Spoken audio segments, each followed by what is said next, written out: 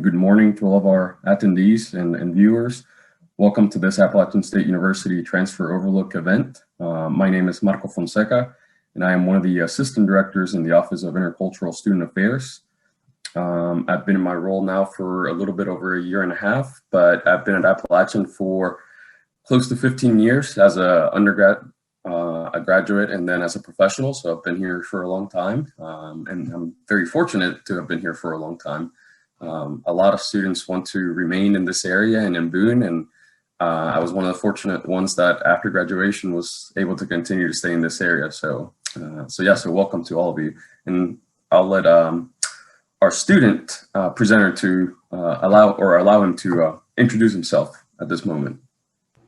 Hey guys, good morning. Thank you for being with us today. My name is Shaheen Stafford. I'm a transfer student mentor here at App. I transferred in fall of 2019 from Central Piedmont Community College. I'm currently a senior majoring in broadcasting with a minor in sports science and coaching. And I'm very excited to be with you guys today. All right, so I am going to go ahead and share my screen so I can share my presentation. And hopefully everybody can see it. Okay, so I'm going to move into the presenter mode. And we're good? Okay, great. So yeah, so today's, the title of today's presentation is Creating an Intercultural Community. And, you know, we're multicultural, and multicultural is a word that we often use quite often in higher education, refers to the acknowledgement, right, and recognition that there are different groups of people, whether that be cultural or ethnic groups that form part of a community. Intercultural really focuses on the interaction, the engagement, the blending that occurs between those groups. So I'm talking about the exchange of ideas, cultural norms, traditions, as well as developing strong and deeper connections and relationships among those individuals from those groups. So in order for that to happen, right, leveraging diversity and creating an inclusive community culture is the result of every person at the institution or within your community being actively involved in that process. So what is diversity, right? Let's start there, okay? So when we think about diversity, we tend to think about racial diversity first, right? The color of somebody's skin, or the visible characteristics, you know, like facial features or what they're wearing. And part of the reason is because the skin is the largest organ in the human body. So it's the thing that you're able to see the most. And so it's one of the first things that we're able to notice when we encounter another individual, right? And when we do that, we start to make assumptions based on what we see.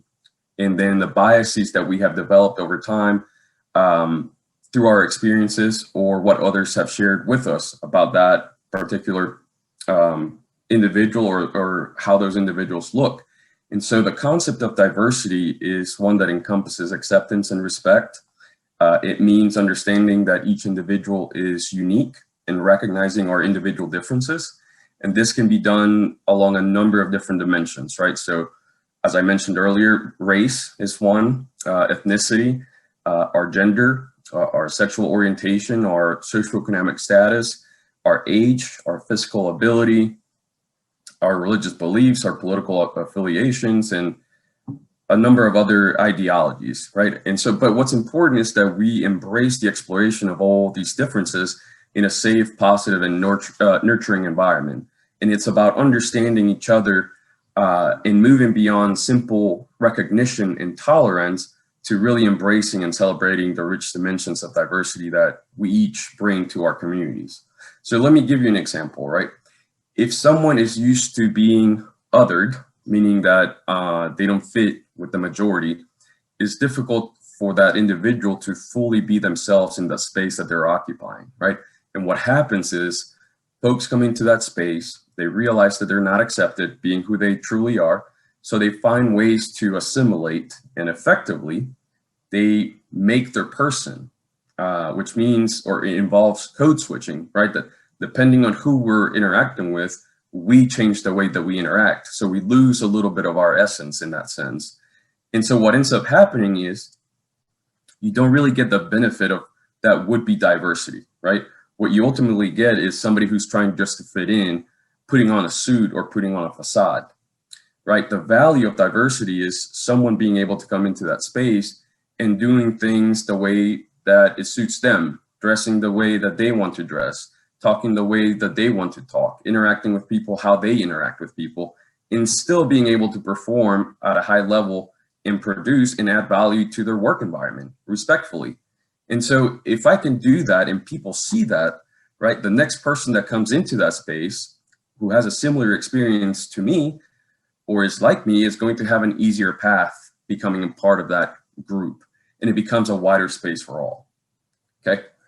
Now, as we go and talk about diversity, two terms that I think are oftentimes used interchangeably, but actually mean two things are equality and equity, right? So hopefully you've seen this image before, you know, and it shows, I think it's a good depiction, right, of what the two words mean. So on the left-hand side, you have equality, right? Regardless of the students or the individual's heights, in this case, you know, advantages or privileges, they're all given the same opportunity, right? They're all given the same box to be able to stand and watch the game. But, you know, some of them are different heights, right? So on the left, on the far left, you've got somebody who probably doesn't need the box, but it's still offered because it's the equal thing to do.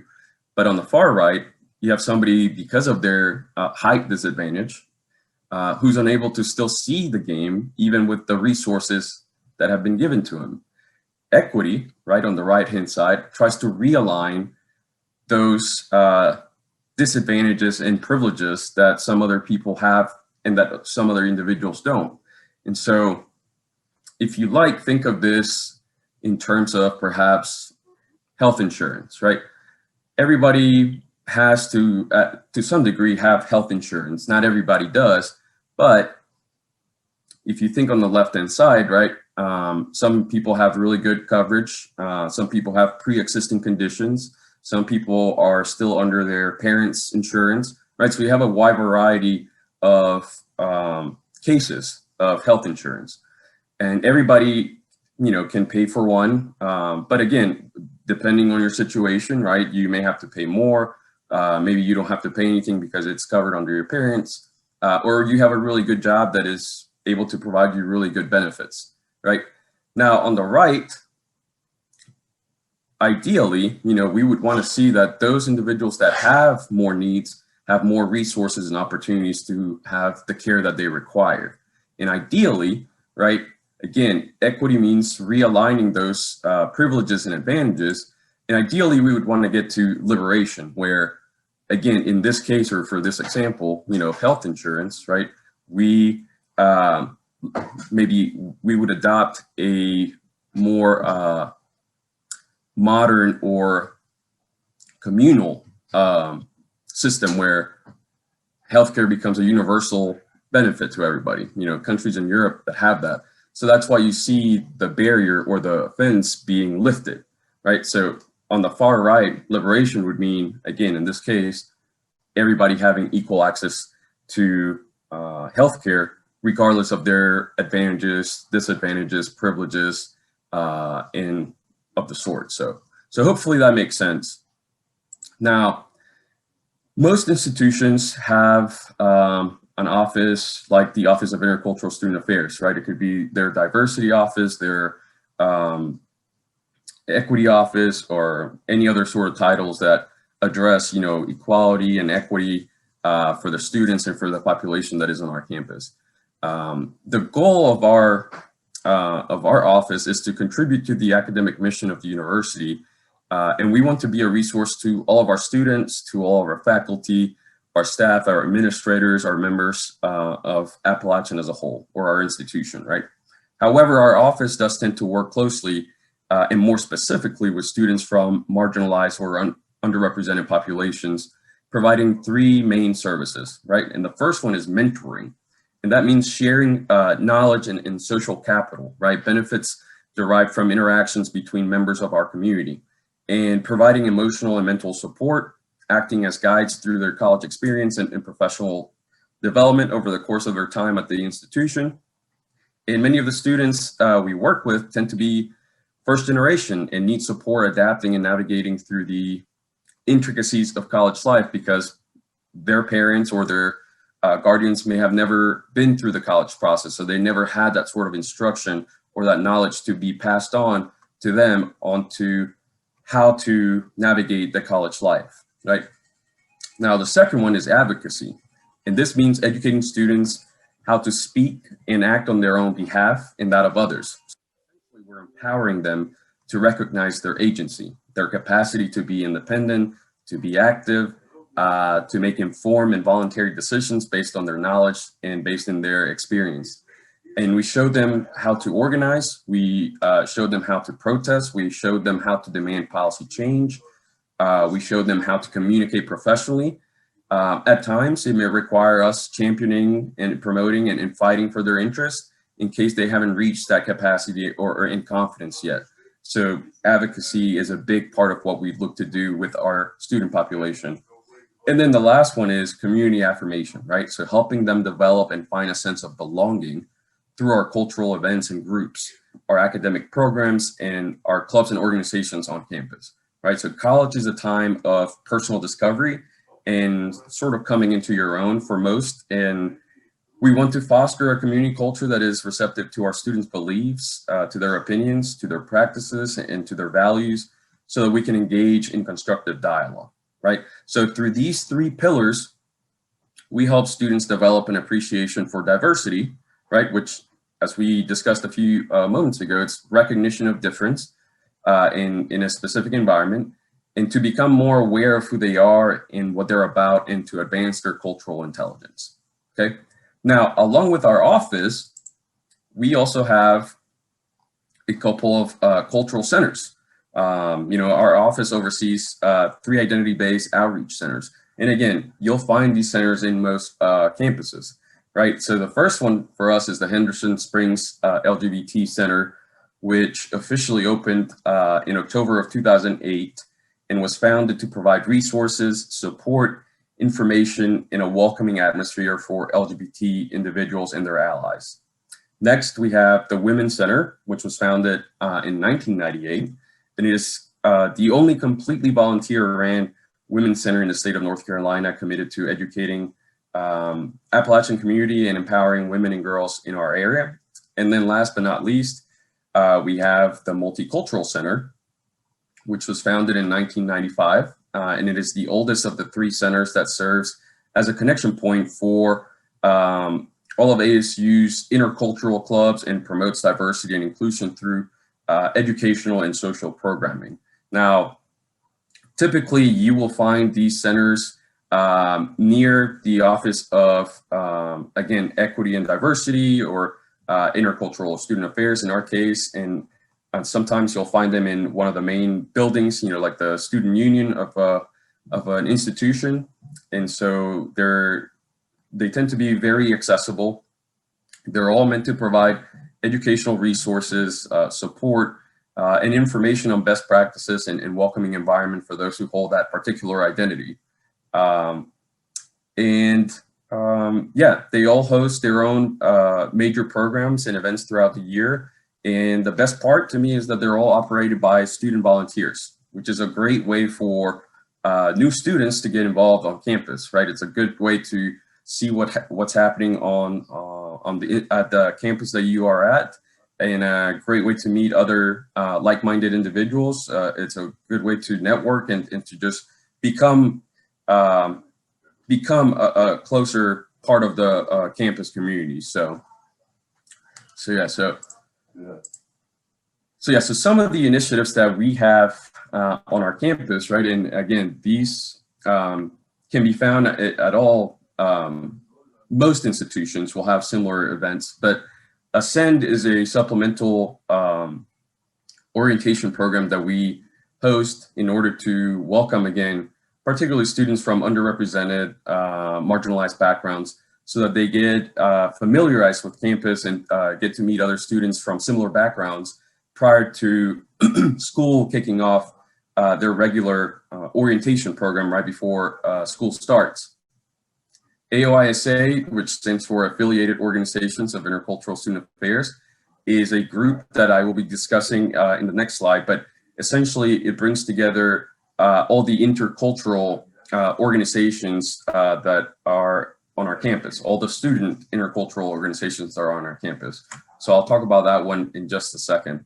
Appalachian Allies training, that is a safe zone training on how to become an advocate and being aware of information that pertains to being an ally to members of the LGBT community. So that's something that, as I mentioned just a moment ago, that comes out of our Henderson Springs LGBT Center. The Immigrant Ally training, which is a new training, very similar to the Appalachian Allies training. It's a training for anybody on our campus to get familiarized with some of the issues that immigrant affected or immigrant students deal with on a regular basis, right? Whether it be finance or family ties, or just simply language barrier. It's a great training, again, to become an advocate and to learn about some of the issues that plague our immigrant affected individuals on campus.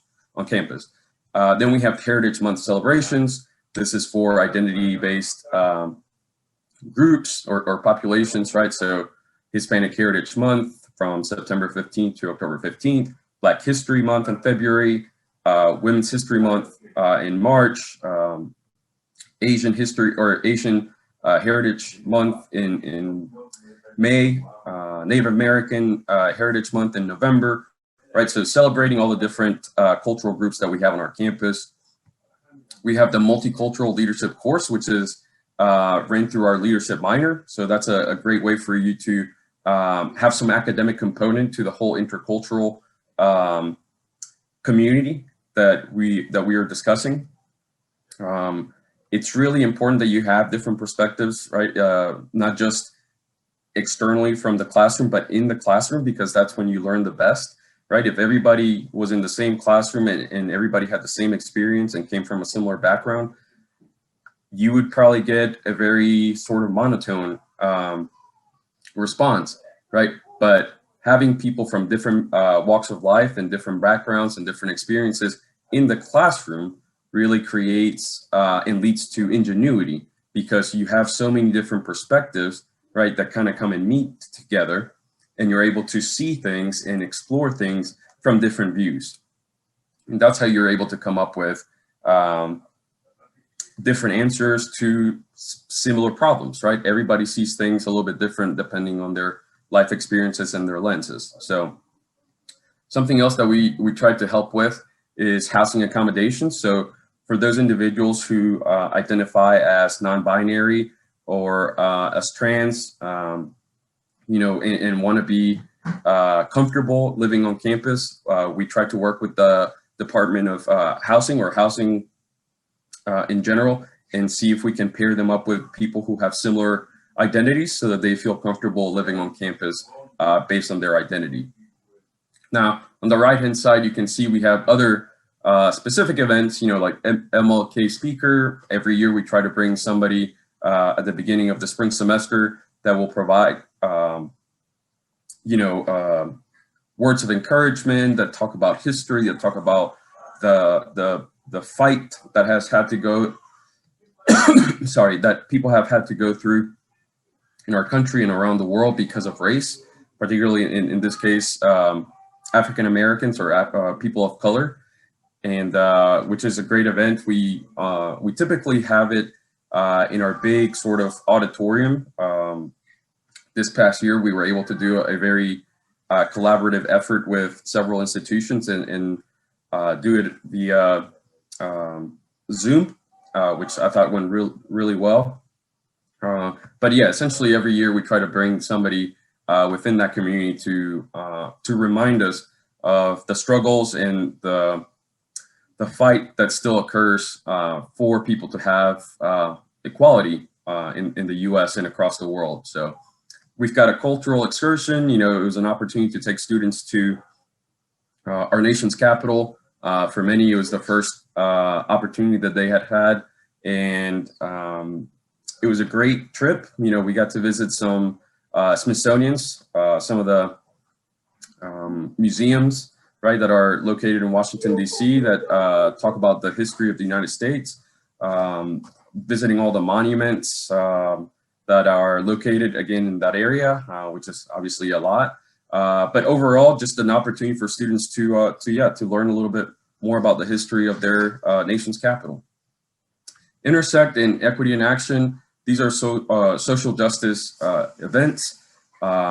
Intersect is meant to be an introduction to, sorry, my little one is, hopefully you can't hear my little one crying, but yeah, so Intersect is a introduction to social justice topics, right? People who are want to be involved in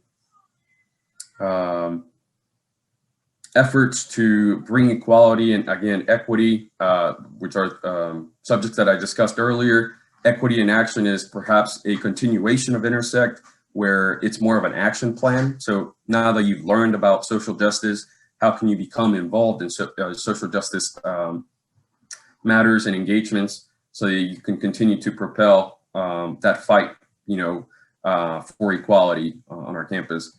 And then we've got, you know, Diversity Celebration, which is tends to be a week-long celebration of all the different groups of people that are, you know, a part of our community on campus. Again, most institutions have something like this. Lavender Celebration is a graduation that is put together for students who are part or who identify as LGBT, who have, you know, perhaps difficulty because of their identity, not having the support, the appropriate support, or people who are in their corner per se, who are essentially given the opportunity to have their own graduation because of their identity. And then likewise, you know, we've explored the opportunity or the possibility, better yet, of having a Spanish graduation. You know, oftentimes, a lot of the parents of our Latino or Hispanic students don't necessarily know English or English all that well. And so could we provide something where they're able to understand everything that is being shared at a graduation ceremony so that they can really be a part of that celebration? And so, yeah, so those are some of the initiatives and programs that, again, may be unique, or I'm sorry, are not unique to Appalachian, but something that you may be able to find at most institutions that you go to. So, and then as I had mentioned before, the affiliated organizations of ISA or AOISA are culturally based designated student organizations, and it's over 40 student groups that include clubs about access, ethnicity, fraternity and sorority life, gender, language, race, religion, or service. And we essentially have monthly meetings, and then we try to provide campus updates. We have guest speakers. We talk about upcoming events, and essentially we provide a platform in which to share concerns, issues, or successes so that everybody's aware of what other student groups are going through.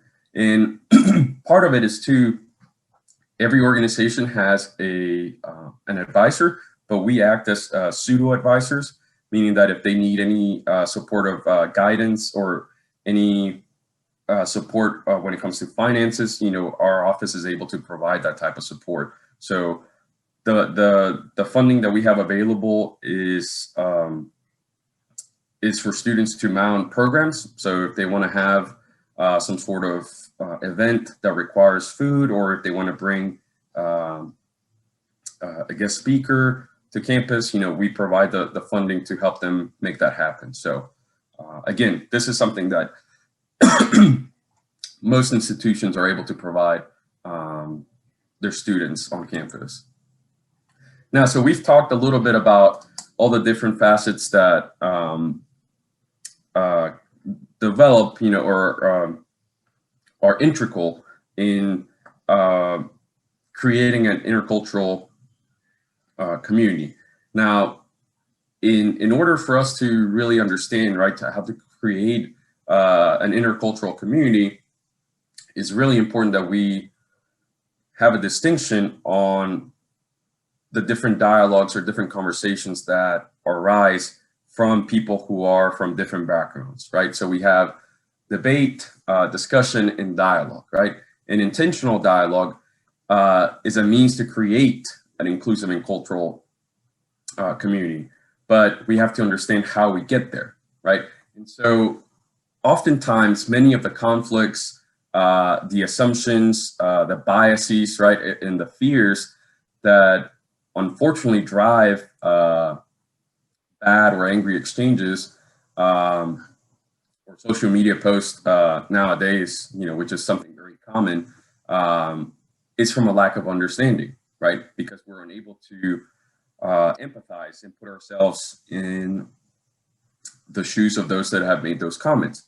And so it's really important that we that we take the time to put ourselves in those situations and to put ourselves in those cases so we can really understand where somebody's coming from and why they think that the way they think, why they're saying what they're saying. And then hopefully at that point, not necessarily agree, but at least have a better understanding as to why they have those views. So now we need to engage in that conversation, right? Dialogue is a means, to a greater awareness and understanding, and it requires, relationship building and collaborative action, right? It can't just be from one-sided or one end. People need to engage in a specific dialogue or conversation in order to get to understand each other. Okay, so the first one is debate. And oftentimes when we find ourselves in a debate, we're trying to clarify the pros and cons of an issue, right? And this requires really critical thinking skills. Oftentimes when you're in a debate, it's sort of rapid fire, kind of going, you're presenting a side of an argument, then the other person will provide their side of the argument, and it's a sort of back and forth of our arguments, right, and positions. And oftentimes it's really somewhat of a marathon, right? It's about perseverance and the individual perspective of advocacy that you have to present your end of things. And essentially you're trying to prove or find flaws in the other person's logic, right? So that your case or that your opinion has higher weight. And so oftentimes this is very individualized and it doesn't take the community into consideration, right? You're essentially trying to convince the other person as to why your argument is correct, instead of paying attention to and understanding what the other side of the argument is. And essentially the conflict is defined by your positionality, right? You say this is your argument and your argument is correct without really considering the other person's argument. So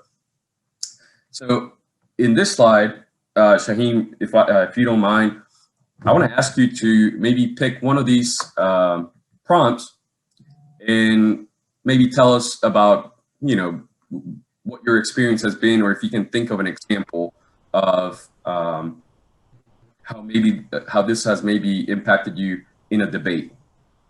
Okay, so pick one of these prompts and just tell us, what your experience or what you have experienced based on the prompt. Okay, so I'm going to pick the first prompt. We can't expect people to understand what we need unless we tell them. So in my case, when I first arrived here on campus at App, I didn't know, what I was going to do, what I wanted to do, like what I wanted to do as far as impact on campus.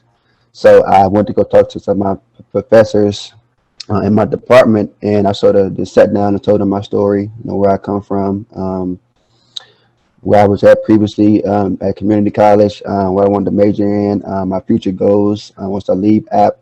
And I sort of sat down with my professor for like 30 minutes. She sort of listened to my story and pretty much understand where I was coming from.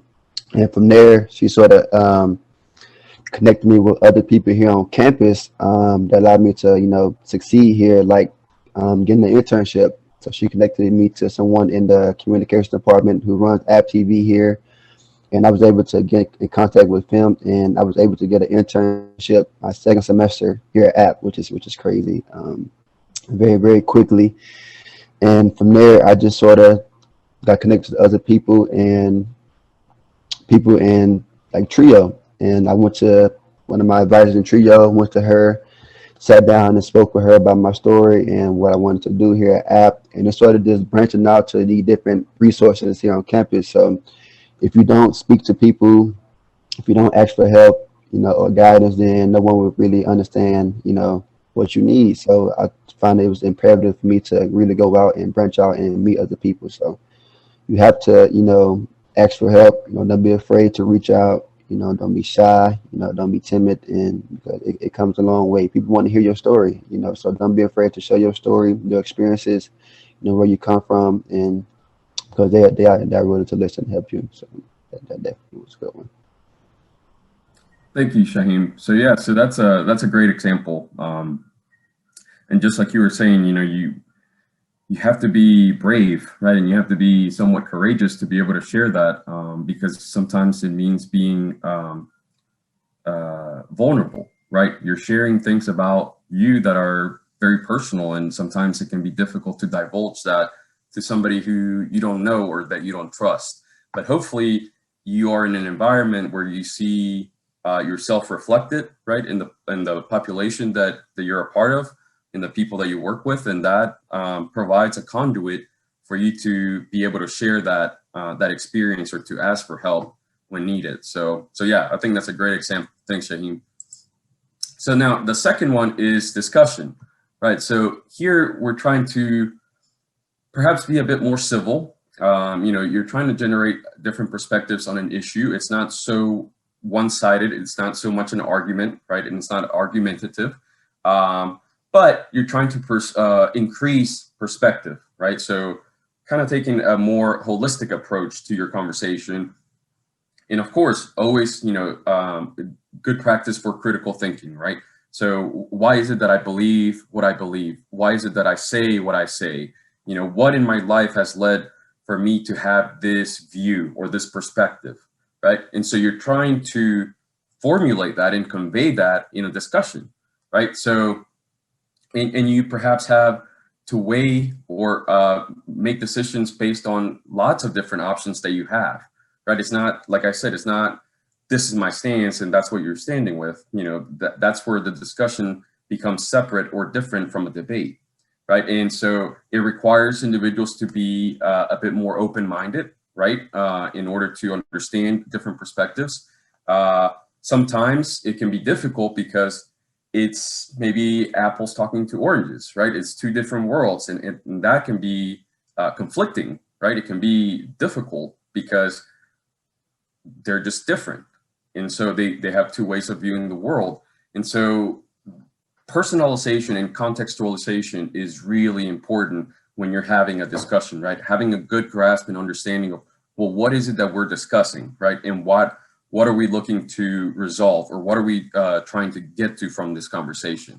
And so it requires, again, a lot of self-inquiry, right? Exploring, well, why is it that I have this view, right? And how does that affect what I say? And how does that impact the individuals that I'm saying it to, or the greater population that you are a part of?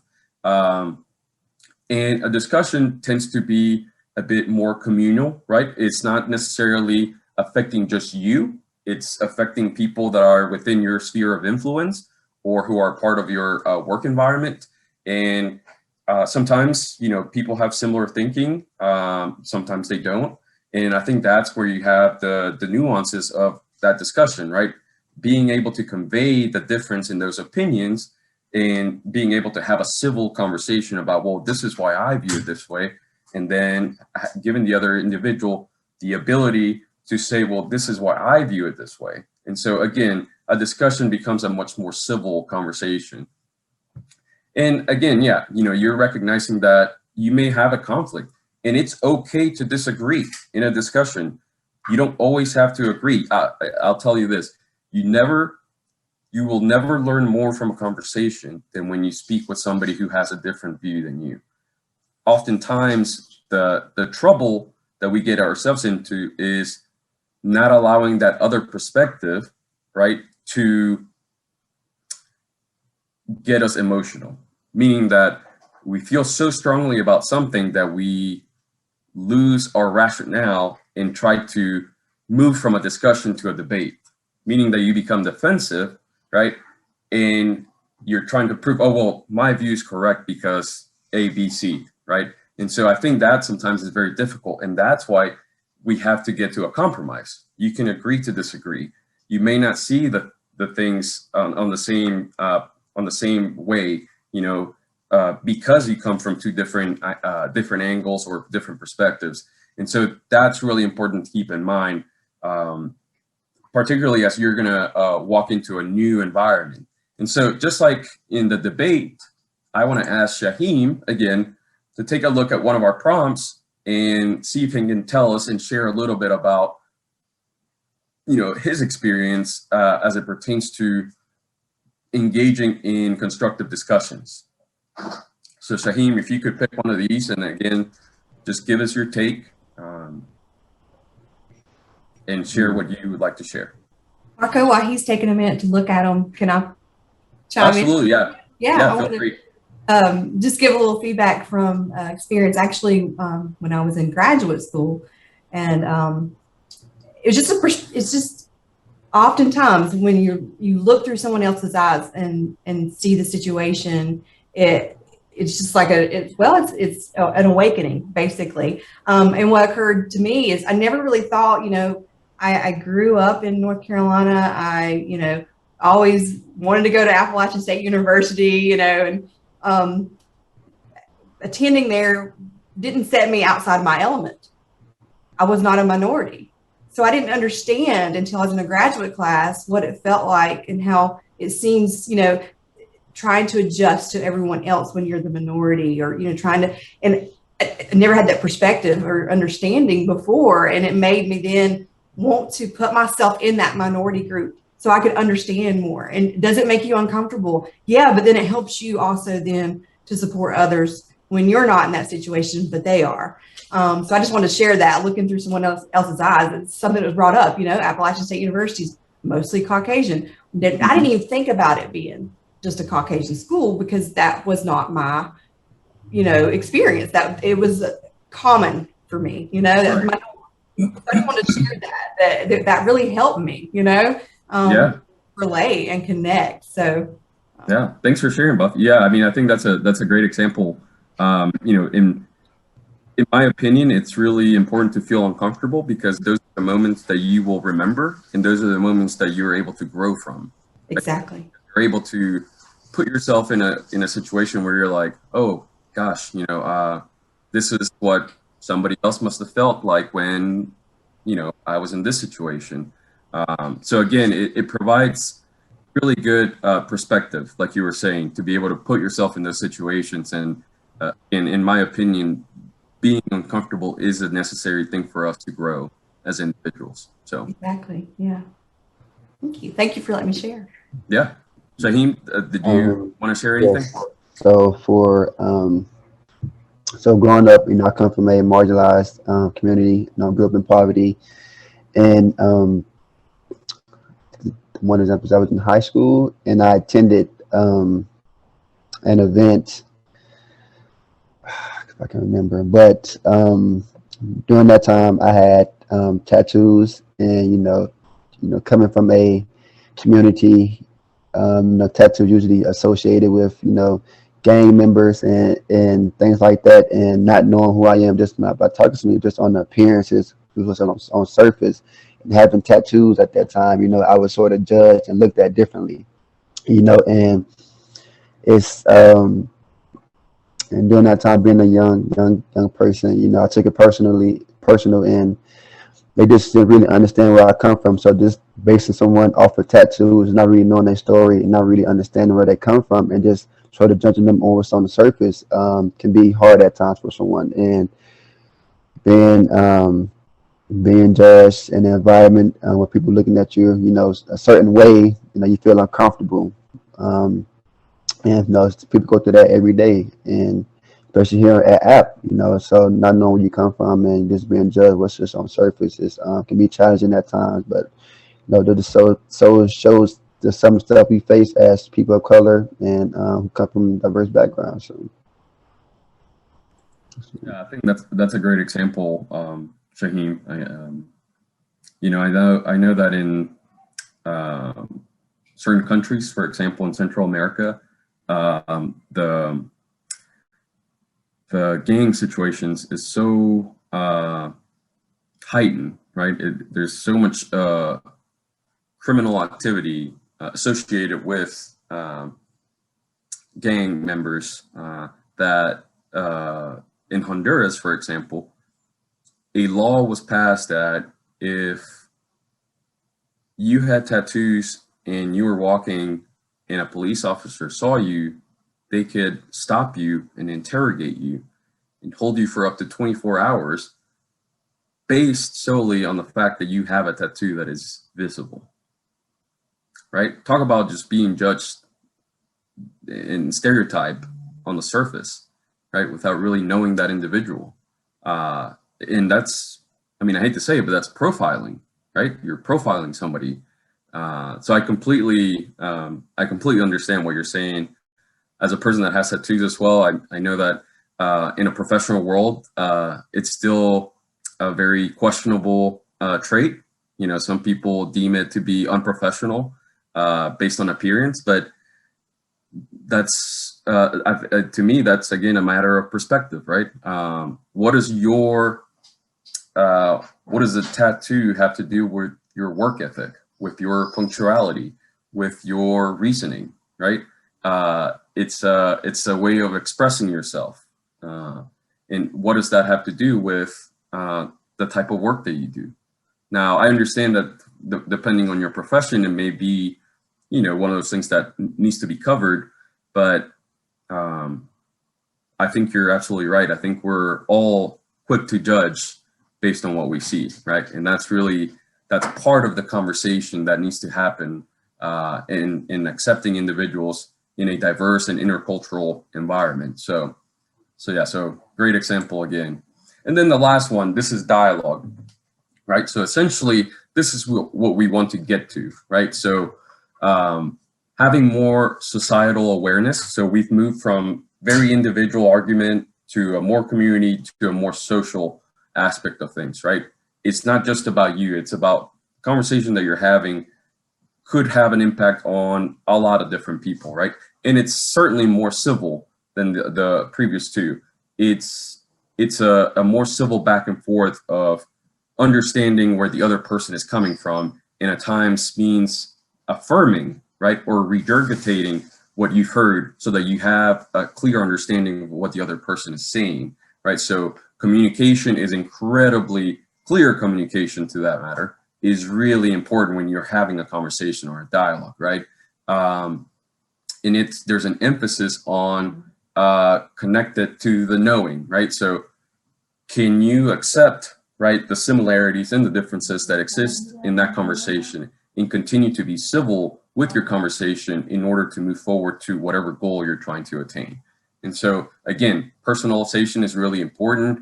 Having effective expressions are really important. And again, being empathetic, being or having the ability to put yourself, just like Buffy was saying a few moments ago, right? To put yourself in somebody else's shoes and understand the situation that you're in, right? And understanding the perspective that other individual is providing. So again, context matters, particularly in a larger sort of conversation and system. Again, very much a self-inquiry process, right? Again, understanding, well, why is it that I think this way? What in my life has led me to have this view, and how can I convey that in a very civil manner, right? And it really, again, when we talk about diverse communities, right, and an intercultural community, it takes a lot of mindfulness and thoughtfulness when we speak to understand that what we're saying can have either a positive or negative effect on multiple individuals, right? And so we have to be very, very careful and mindful of how we say things, what we say, what's, the context that it's going to be taken in. And that can be a very arduous and tiring process, because as you speak, it's you're having to think a lot about, I can't say this, or I can't say that, or if I say it this way, it's going to come across as me being, racist or negative towards this group. So it can be very exhausting. But if you train yourself to have conversations and to engage in dialogue like this, right, hopefully it'll become second nature, where it becomes more of a quick process with your head or within your mind, so that you are able to engage in civil conversations or in a dialogue without having to think too much about what you're saying and how it could affect other individuals. You should always, all that to say, you should always be mindful of what you're saying. But at this point, of course, conflicts will always arise, and perhaps you have the ability to normalize them, meaning that you can treat them as an opportunity to learn from, rather than an opportunity to engage in debate. And again, to regress to trying to prove somebody wrong. In this case, you want to understand what the other person is saying and being able to empathize and put yourself in their shoes. So at this point, yeah, you try to find for collaborative possibilities, right? Regardless of whether you agree or not, how can two individuals from perhaps two different backgrounds with two different perspectives have a compromise that is beneficial to both, regardless of their views and regardless of where they come from? And again, that takes a lot of practice, and that takes a lot of understanding, and it takes a lot of empathy to be able to reach that point. And hopefully most of us are able to engage in that type of conversation without getting too emotional, and being able to have a negative sort of impact from the conversation that you're having. And so just like the last two, I'd like to ask Shaheen or anybody, Buffy or Presley, if you want to share with us, your experience based on one of these prompts. I encourage you to do so now. So.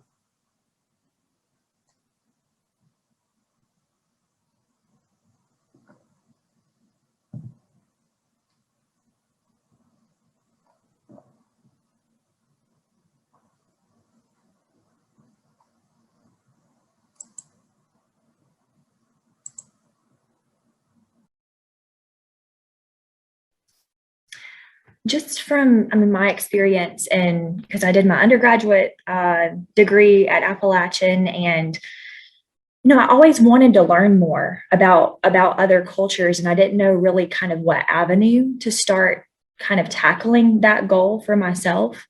And I think that back then I was more apprehensive about putting myself in those spaces, and it made me nervous to kind of break down my walls around myself and kind of where I come from and what I want to learn. And it was almost like challenging for me to admit that there were things that I felt like I should really know that I was just not aware of. And so reading the one that says, recall a time where you reached out to someone on the other side, just being willing, like you said before, Marco, to make yourself uncomfortable, because that's the only way that we can truly learn. And I feel like the longer that I stayed at Appalachian, and, through my graduate degree, especially, that helped me put aside my personal feelings and my nervousness about putting myself in those spaces to learn more about the people around me. So that's something that I think that every single person has to work at more and more every day. It's not just like you can learn it all and then, okay, yeah, I know what it is now. I know what I need to do. It's a constant educational process. And I think that I just need to keep telling myself that, so that I can learn more and more moving ahead. So, and that means reaching out to people that may identify differently than I do, so that I can gain that knowledge and those experiences as well.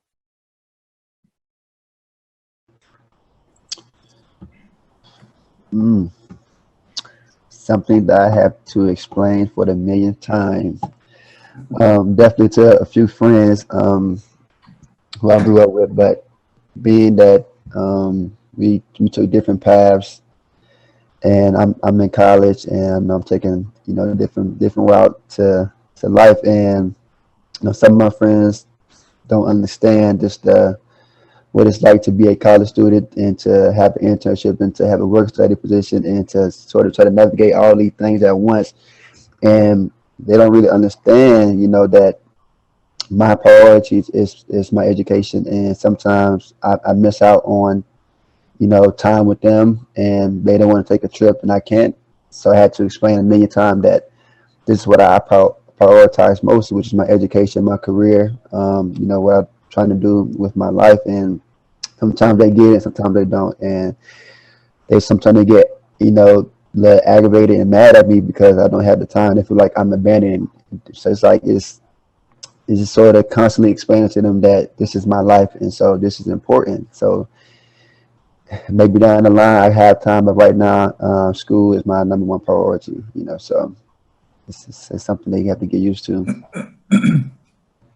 Yeah, thanks for sharing that, both Presley and Shaheen, because yeah, I mean, it's, you have a lot of peer pressure, as you grow up, and being able to remain focused and to stay strong, and to not lose sight of your goals can be very difficult. When you're in college, you have a lot of distractions, and some of them are great. That part of us being in college is you're here for an experience, right? You're here to meet people from different walks of life and to, like Presley was saying, continuously learn something new, whether it's about somebody else or about yourself, whether it's, self-discovery or about another group of people. And so there's a lot of good distractions, if you want, in college, but to have the power to not lose sight of your path, it can be very difficult because of, there's so many different things that you want to explore. There's so many things that you want to do with your friends, but if you're able to remain responsible and focus on what you're supposed to be doing and achieving your goals, yeah, it can be difficult to have that conversation with friends, even with family, right? Saying, hey, I can't come home this weekend because. And so, yeah, so, we've kind of reached the end of the presentation. And essentially, as based on the content that we have discussed throughout the presentation, engaging in debates, discussions, or dialogues, right? It's really important that we learn to appreciate difference. Again, essentially that is diversity, right? The recognition of difference in an environment. And if we're able to do that, right, we'll be able to create a better environment for those individuals that are part of that community, and in essentially creating an intercultural community. It's important that you are mindful and that you take some risks, right? That you allow yourself to be vulnerable, so that you are able to engage in everything that is available to you on a college campus. Because as I was saying before, there's a lot of good distractions. There's also some bad distractions, but again, most of us go to college not just for the academics. We're there for an experience. Again, whether it be self-discovery or just learning about other individuals or meeting other individuals. That's one of the perks of going to college, right? To have that experience, to meet people, and to learn about yourself. And part of it, part of that self-discovery is having some critical self-reflection, right? Being able to ask yourself, is this really what I believe, or is this really what I think about this subject, because oftentimes maybe you are raised in an environment that once you get to college, you're like, whoa, my whole life I've believed this, and now I've met this person, and it's opened a whole new avenue of exploration for you. And so having that critical reflection component is really important. and then being able to build alliances, right? People that are like-minded, who have similar interests, who have similar views of the world, and who are interested in perhaps similar avenues of learning as you, is really important in being able to connect with those individuals, not only on an academic level, but just on a personal level as individuals, as human beings. You know, being human is complex. We're all very different, with very different perspectives and very different life experiences. And to me, that's one of the neat parts of a college campus, right? The ability to bring all these different individuals to a place and to have the fortune to share your experience with those that are around you. So, so that sort of brings a conclusion to the presentation. If anybody has any questions, I'm more than happy to hang out for a few minutes and answer that. And if anybody wants more information, you know, feel free to reach out to intercultural@appstate.edu, or to me personally at fonseca.rodriguez.ma@appstate.edu. So thank you all so much for coming to the presentation, and hopefully we'll see you around soon.